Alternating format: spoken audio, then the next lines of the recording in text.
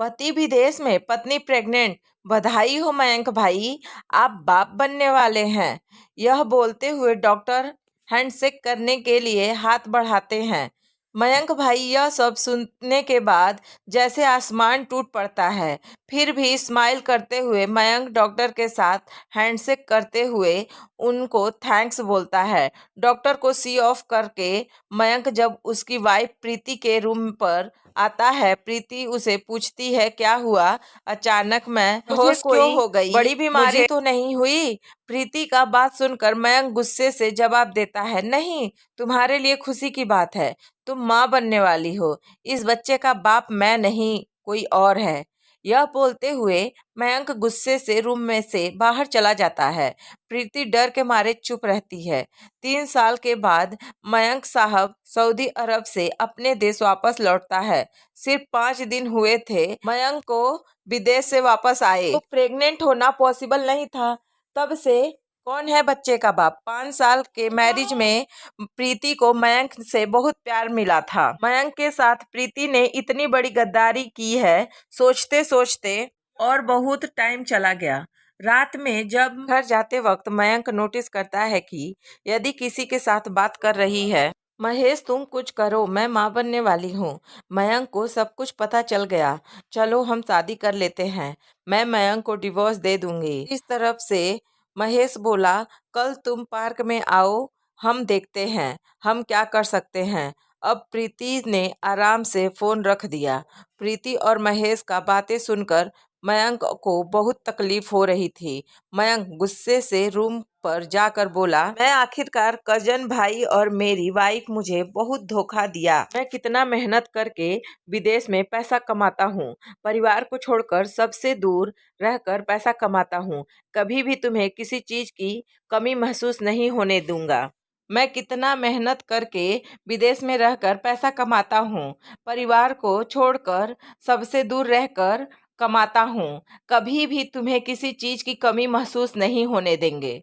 गहने, mobile phones चाहिए तब तक दिया और तुमने ऐसा धोखा दिया। ऐसे बोलती हुई, देखो मयंक, तुम इतने दिन देश में नहीं थे।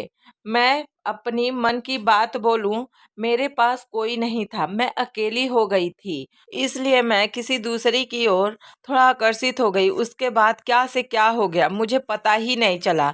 मुझे गलत मत समझो, मैं आज की रात तुम्हारे साथ ही रहूंगी, कल सुबह ही चली जाऊंगी। अब मयंक बहुत आश्चर्य होते हुए प्रीति को देखता है। इतनी स्वार्थी लड़की सेवा प्यार करता है, जिसको अच्छा लाइफ देने के लिए वह विदेश में पड़ा हुआ है, वहीं आज ऐसा बोल सकती है। मयंक नफरत से रूम के बाहर चला जाता है। अगले दिन प्रीति अपने गहने सामान और लगेज पैक कर लेती है और निकल जाती है। मयंक इसे एक बार बात करने की कोशिश ही नहीं करती है। इतना प्यार करते हुए बहुत रोता है। प्रीति जाकर देखती है महेश ऑलरेडी पार्क में खड़े वेट कर रहा है। प्रीति को देखकर महेश गुस्से से बोलता है, क्या हुआ?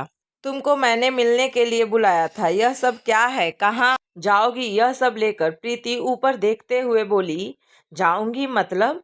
तुम्हारा बच्चा, उसको सब पता चल गया, शादी कर लो, इसके सिवा और कोई चारा नहीं है मेरे पास। मैं वह घर छोड़कर आ गई हूँ। महेश गुस्सा कर बोलता है, तेरी जैसी गंदी लड़की से शादी करूंगा? मयंक भैया ने इतना प्यार दिया, उसके बाद भी तुमने उनको धोखा दिया। मुझे धोखा नहीं दोगी, इसकी क्या गारंटी है? महेश की बातें सुनकर प्रीति एकदम गुस्से में महेश को गाल पर थप्पड़ मारती है। इतने दिनों से मैंने तुम्हें कितना पैसा दिया, तुम्हें इतना प्यार दिया, और आज तुमने मुझसे शादी करने से मना कर दिया। मैंने इतने दिन ऐसे आदमी से, घटिया आदमी के साथ बिताए, और मयंक इतना मुझसे प्यार करता था, मुझ पर इतना भरोसा करता था, मैंने उसको धोखा दिया। मैंने ये क्या कर दिया? अपना नसीब मैंने खुद ही काला कर दिया।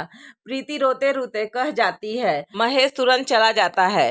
प्रीति उसको जाते हुए देखती है और सोचती है, मैंने इतनी सी खुशी के लिए अपने पति को धोखा दिया, इसकी वजह से मैंने आज सबको धोखा दिया और सब खो दिया, भिखारी बन गई। रिपोर्ट में इस अनजान बच्चे को लेकर कहाँ जाऊं? समाज भी स्वीकार नहीं करेगा। मेरे जैसे धोखेबाज का यही हाल होना चाहिए। भगवान मुझे माफ कर देना, मयंक जैसे इंसान को खुश रखना मेरे जैसे लालच में आ गए। भगवान मुझे कभी नहीं माफ करेगा। खुशी परिवार में रहने से ज्यादा कुछ भी नहीं हो सकता। अपने पति व पत्नी का भरोसा तोड़ के कोई खुश नहीं रह सकता। दोस्तों, आपको यह कहानी कैसी लगी प्लीज कमेंट करके जरूर बताएं। अगर अच्छी लगी हो तो वीडियो को लाइक और चैनल को सब्सक्राइब कर लें। Thank you.